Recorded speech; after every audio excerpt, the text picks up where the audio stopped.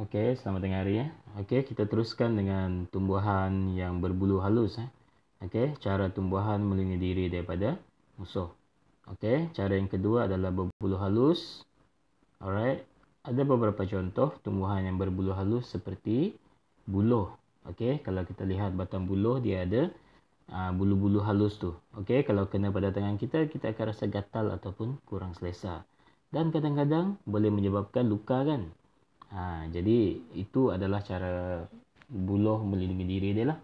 Okey, kalau ada haiwan nak makan dia, kemudian haiwan tu rasa bulu halus ni mengganggu. Jadi selera makan haiwan tu dia tak nak makan lah. Dia hilang selera untuk makan.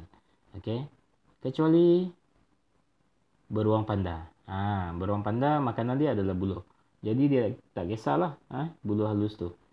Okey, kemudian selain daripada buluh, kita ada tebu.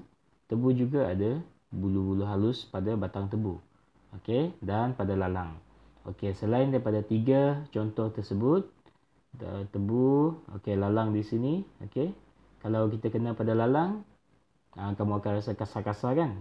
Kadang-kadang kita rasa tajam, okey? Tajam dan menyebabkan kulit kita tercalar sikit. Itu cara lalang melindungi diri dia.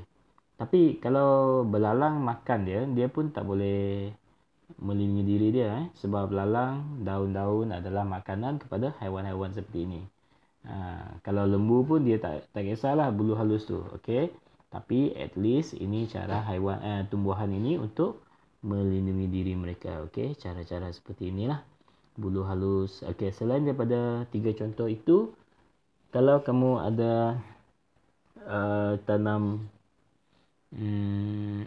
terong dekat rumah. Okey, kamu lihat daun terong tu. Okey, daun terong pun rasa kasar. Kasar sebab ada bulu halus. Okey. Kemudian yang kedua bergetah. Yang paling biasa kamu lihat buah nangka. Buah nangka adalah buah yang bergetah. Okey. Kenapa dia buah bergetah? Sebab getah tu diguna untuk melindungi diri dia lah. Okey, contohnya kalau nangka tu muda, okey, nangka yang muda dia paling banyak getah, okey, sebab dia melindungi biji dia daripada dimakan oleh haiwan-haiwan yang suka makan dia seperti tupai. Tupai kalau dia buka-buka buah nangka tu, lepas tu dia rasa getah, mungkin dia berhenti di sanalah ataupun dia makan sikit saja lepas tu dia lari. Okey, ataupun semut. Semut makan buah nangka tu, lepas tu semut tu lekat dan mati dekat getah dia. Okey, itu contoh cara dia melindungi diri. Sebab tu kalau kita buka buah nangka, pisau yang kita guna terpaksalah kita letak minyak makan. Okey, tanya mak kamu macam mana dia buka buah nangka tu. Okey, kalau saya guna pisau, lepas tu letak minyak masak. Okey, minyak masak supaya getah dia tak lekat pada pisau. Okey. Alright, yang kedua, kita tengok ni apa? Ni adalah keladi. Okey. Keladi. Macam mana rupa keladi? Ni dia. Saya rasa semua kamu tahulah Keladi. Keladi ditanam di mana-mana saja dia boleh tumbuh, terutamanya tempat tanah gambut, tanah yang hitam. Okey. Keladi biasanya kita makan ubi dia lah. Okey. Ini ubi dia. Okey. Kita makan ubi. Dan daun dia ada orang makan tak? Tak ada kan?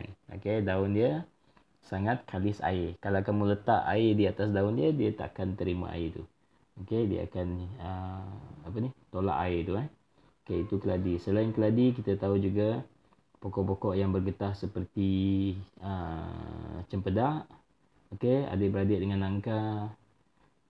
Apa lagi mangga. Okey, mangga yang muda tu dia bergetah juga. Ada banyak buah-buahan yang bergetah yang lain Okey, kamu carilah contoh dia yang lain. Okey, kalau kamu tengok tumbuhan itu bergetah, maksudnya memang dia gunakan getah itu untuk melindungi diri dia. Okey. Kemudian yang beracun. Ini contoh yang keempat, beracun. Okey. Kita lihat muka surat 52. Kalau tak ada buku teks, tak apa, kamu boleh rujuk video ini. Okey. Buah pompong dan juga sesetengah cendawan mempunyai racun. Macam mana buah pompong? Ini dia buah pompong. Okey. Jarang kita jumpa, tapi ada dekat Malaysia. Okey, ada di Malaysia. Kalau kamu jumpa, dia agak-agak macam ni lah rupa dia. Okey. Saya pun kali je lah tengok buah pompong ni, pokok ni. Sebab jarang kita nak tanam benda ni. Alright. Kemudian cendawan. Cendawan ni memang semua orang tahu. Okey, terutamanya cendawan yang berwarna terang. Yang berwarna terang seperti kuning, merah, oranye dan juga warna kuning lah warna terang lah. Okey. Benda-benda yang warna terang ni maksudnya dia memberi amaran kepada kita bahawa benda itu berbisa ataupun beracun. Okey, saya bagi contoh seperti tabuan tanah. Tahu tabuan tanah? Tabuan tanah warna dia hitam dengan kuning kan? Ataupun lebah hitam dan kuning. Okey, itu maksudnya amaran. Amaran bahawa haiwan itu beracun. Okey. Jadi cendawan juga ada beberapa spesies yang boleh dimakan, yang kita biasa makan. Seperti cendawan butang, cendawan tiram kelabu. Okey, yang warna kelabu tu, putih-putih kelabu. Yang kita biasa makan. Okey. Tapi cendawan dia ada satu sifat. Sifat dia untuk menyerap apa saja yang berada di sekeliling dia. Contohnya, kalau cendawan tiram kelabu yang kita boleh makan tumbuh di sebelah tempat yang orang dah spray racun. Okey. Kalau orang dah sembuh racun di kawasan itu, cendawan itu akan menyerap apa saja racun yang ada di sekeliling dia. Jadi, daripada cendawan yang boleh dimakan, dia boleh bertukar menjadi cendawan yang beracun. Okey. Dia mempunyai sifat yang menyerap. Okey, itu cendawan. Jadi berhati-hati, cendawan tidak boleh dimakan semua. Yang berwarna terang jangan dimakan. Okey. Kalau yang warna hitam, yang lembik-lembik dan berjeli tu, okey, itu boleh dimakan. Tapi kena tanya orang tua dululah okey. Tapi yang biasa dimakan cendawan butang, cendawan tiram yang ada orang jual dekat supermarket. Alright. Selain itu, pokok hiasan seperti oleander. Macam mana rupa dia? Ini dia. Pokok oleander. Okey. Pokok oleander ni boleh mengeluarkan getah. Getah tu datang daripada batang dia, datang daripada bunga dia. Dan kalau kita potong, okey, di situlah getah dia akan keluar. Jadi getah ni beracun. Kalau kena tangan sedikit, mungkin dia tidak membahayakan kesihatan. Tapi kalau kena mata, ataupun kamu tertelan getah itu, mungkin dia menyebabkan keracunan. Okey. Jadi berhati-hatilah. Okey. Kalau ada pokok oleander di rumah, janganlah kamu bermain di kawasan itu. Okey, tengok boleh, tapi jangan patahkan dia. Bila patahkan, racun dia, getah dia akan keluar. Okay. Kemudian tumbuhan yang mengeluarkan bau. Ini adalah yang kelima. Okey, mengeluarkan bau. Apa lagi tumbuhan yang mengeluarkan bau? Okey, tengok contoh. Tembakau dan Rafflesia. Bau yang dia keluarkan adalah bau yang busuk. Kalau bau wangi, seperti cara dia melindungi diri. Tapi itu cara dia menarik minat ramai-ramai. Okey. Seperti contoh Rafflesia yang dekat sini. Ini bunga Rafflesia. Bunga Rafflesia adalah bunga yang paling besar di dunia. Di dunia tau. Jadi, tapi dia ada banyak spesies. Ada yang spesies Rafflesia yang kecil, ada yang spesies yang besar. Dan yang besar-besar tu selalunya terdapat di kawasan gunung. Okey. Di Gunung Kinabalu, ada satu spesies Rafflesia yang besar. Di Sarawak pun ada, iaitu di Gunung Gading. Gunung Gading di Lundu. Okey. Saya sendiri pernah tengok, tapi masa saya pergi, bunga dia dah mencapai tahap layu. Dia bukan berkembang lagi. Kalau masa kita pergi, masa dia berkembang, baru kita dapat nampak dia macam ni. Macam dalam buku. Dan Rafflesia adalah satu-satunya bunga yang bukan satu-satulah. Di antara bunga yang bersifat parasit. Parasitisme.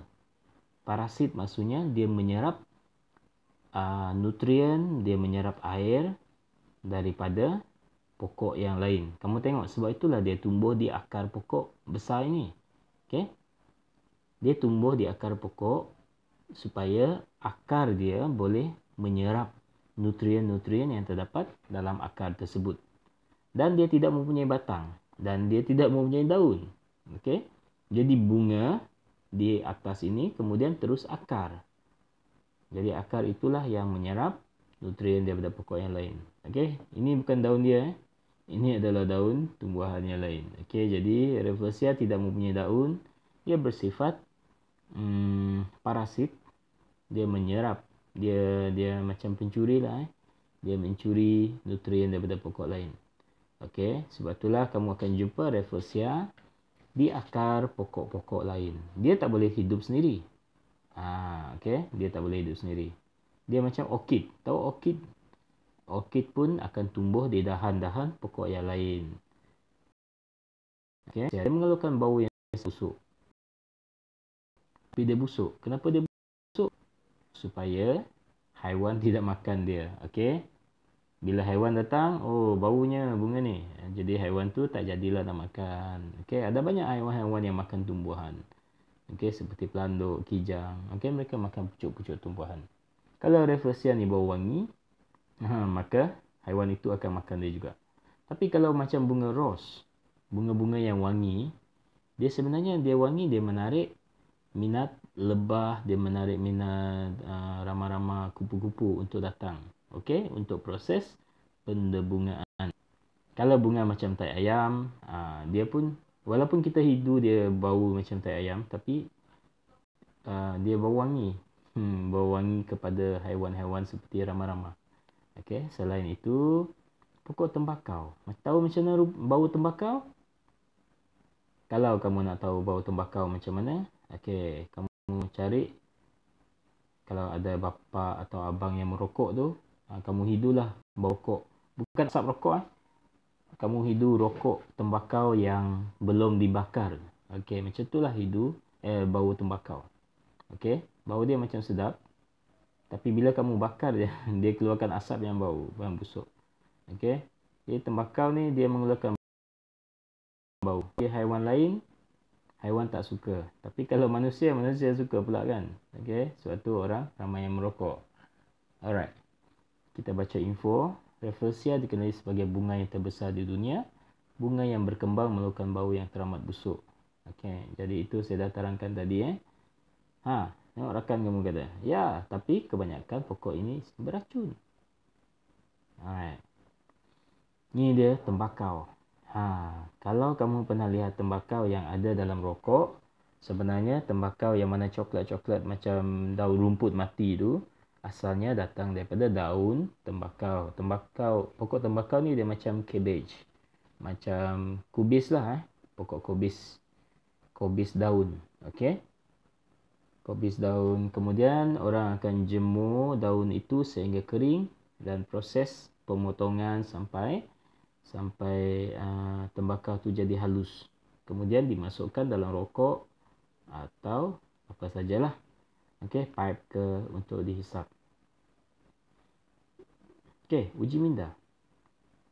Kamu boleh tengok dalam buku teks. Tumbuhan ini boleh digunakan untuk menghalau nyamuk. Halau nyamuk dewasa. Apakah nama tumbuhan ini? Okey, saya nak kamu tanya ibu bapa atau cari di sekeliling rumah kamu. Ada tak tumbuhan ini? Okey.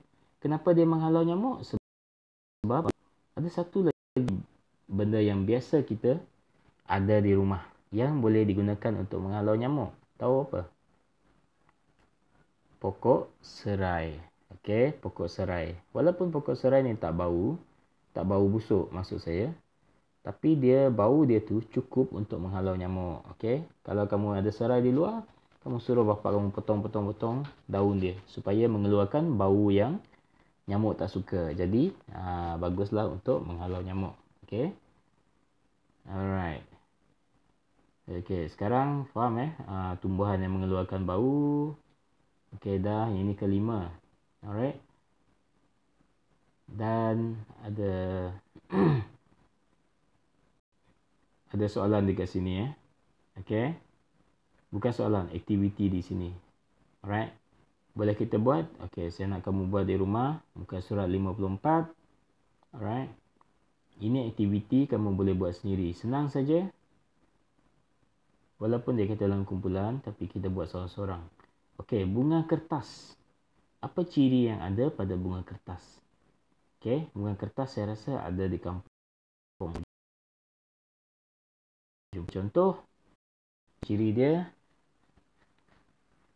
bergetah ke, okey, dia mempunyai duri ke, alright, dia berbau busuk ke.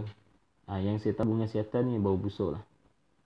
Okey, kemudian rumput gajah, ciri-ciri dia apa? Dia macam lalang. Okey, ciri-ciri dia berbulu halus. Betik, cuba kamu patahkan dahan betik tu, ataupun kamu cubit buah dia yang masih muda. Apa yang keluar daripada buah dia? Okey, kamu cubalah. Tapi janganlah cubit sampai dia patah.